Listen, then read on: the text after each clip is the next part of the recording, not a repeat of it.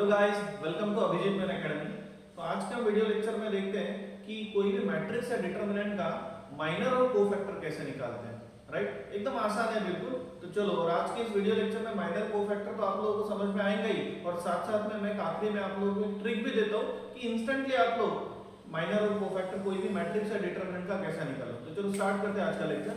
Now see, ये कोई भी एक मैट्रिक्स में इन जनरल कंसीडर करता हूं आपको समझाने के लिए।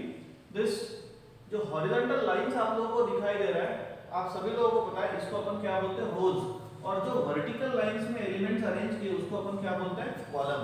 So here m denotes the number of रोज, जो कि यहाँ पे 3 रोज है, and n denotes the number of columns, जो कि यहाँ पे नंबर ऑफ कॉलम्स कितने, 3 है। अब माइनर क्या रहता है? वैसे मैंने माइनर और कोफैक्टर की डेफिनेशन यहाँ पे लिख के रखी है। सो माइनर क्या रहता है समझ लेते हैं पहले। सो माइनर को डिनोट करते हैं अपन कैपिटल M से।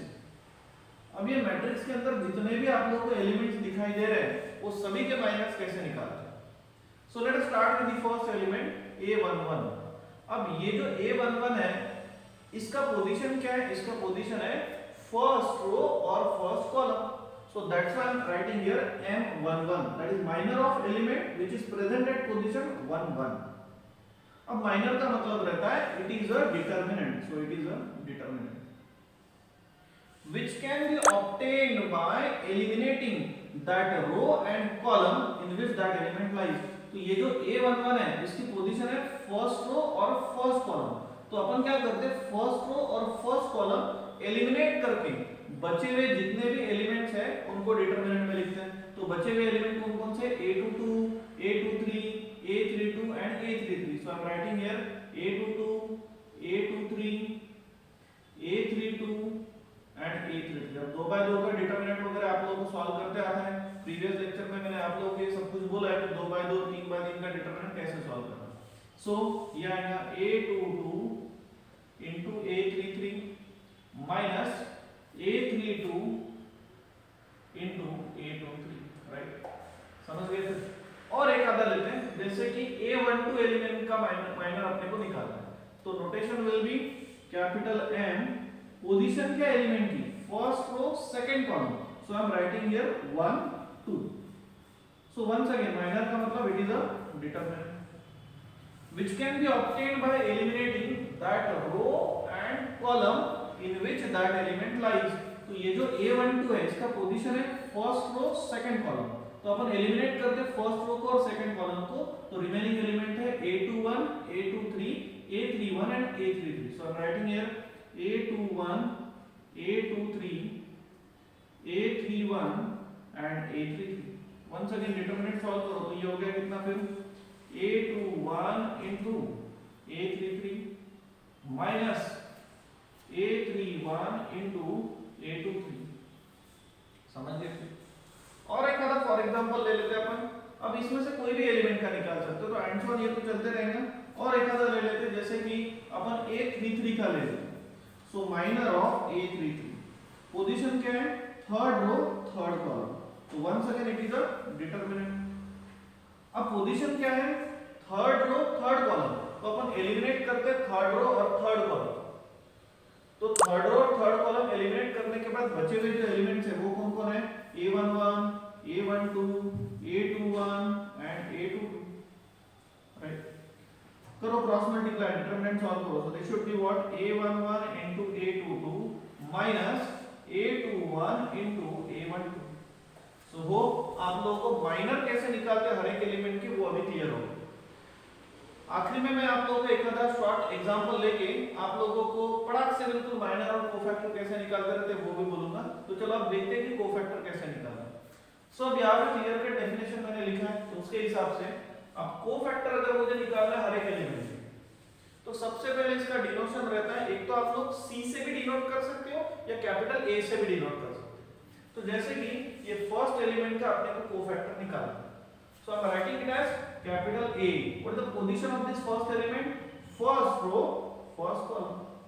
सो cofactor of element present at position first row first column is nothing but the element A1।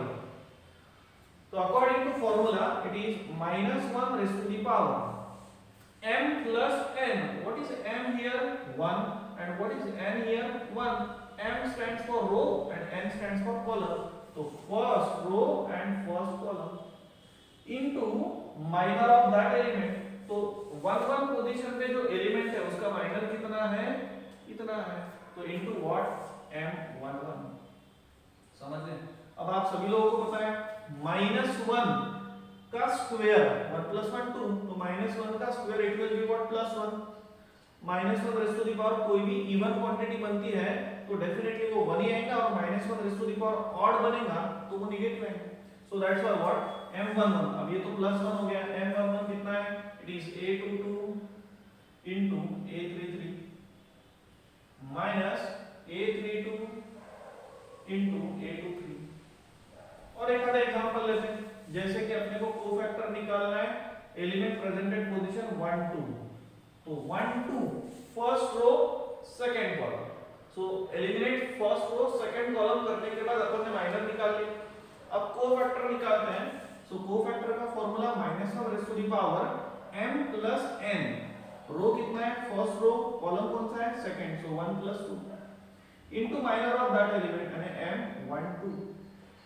अब -1 रेज़ टू द पावर 1 + 2 यानी 3. तो -1 का क्यूब कितना हो गया? -1 हो गया.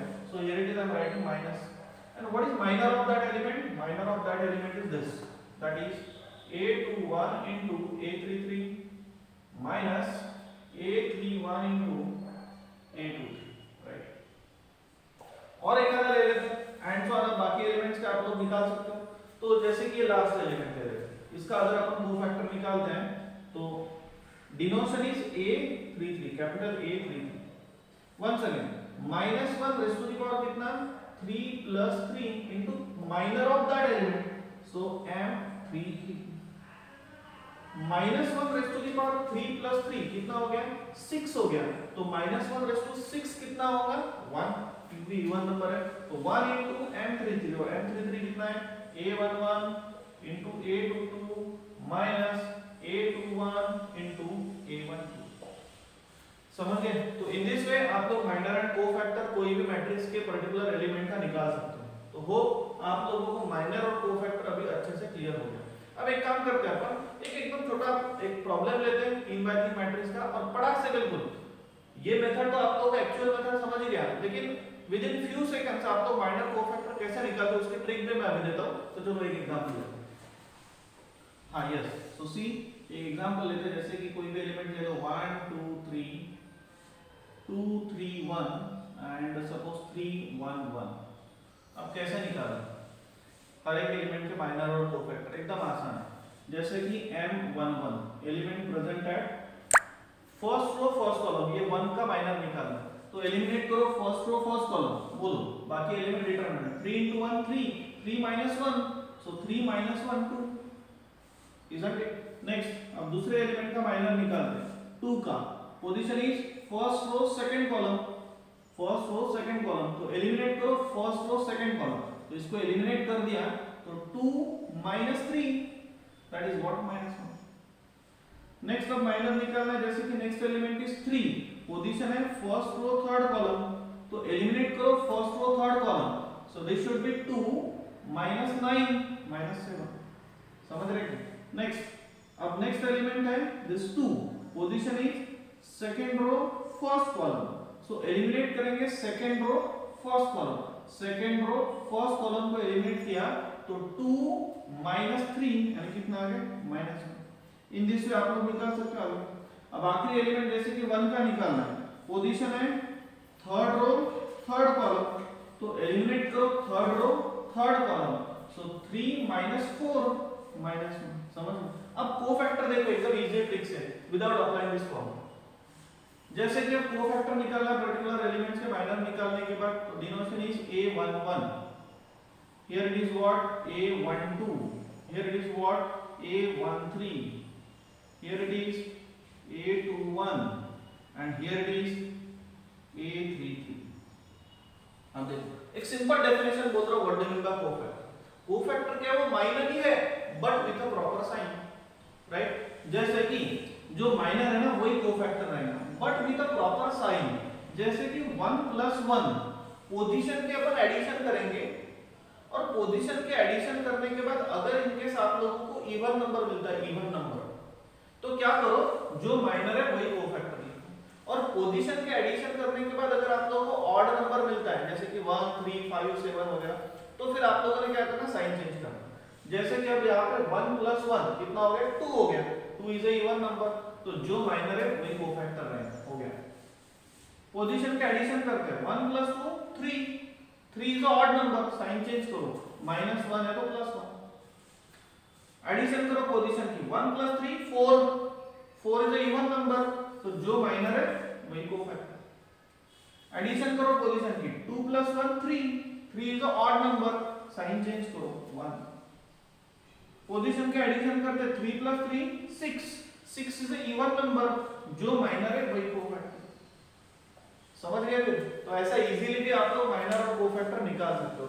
होप सो आज आप लोगों को minor and cofactor with normal method and this easy tricks आप लोगों को समझ गया होगा। अगर आप लोगों को ये वीडियो लेक्चर अच्छा लगा होगा तो प्लीज वीडियो को लाइक करो एंड प्लीज चैनल को सब्सक्राइब करो। So thank you so much for watching the video. Thank you.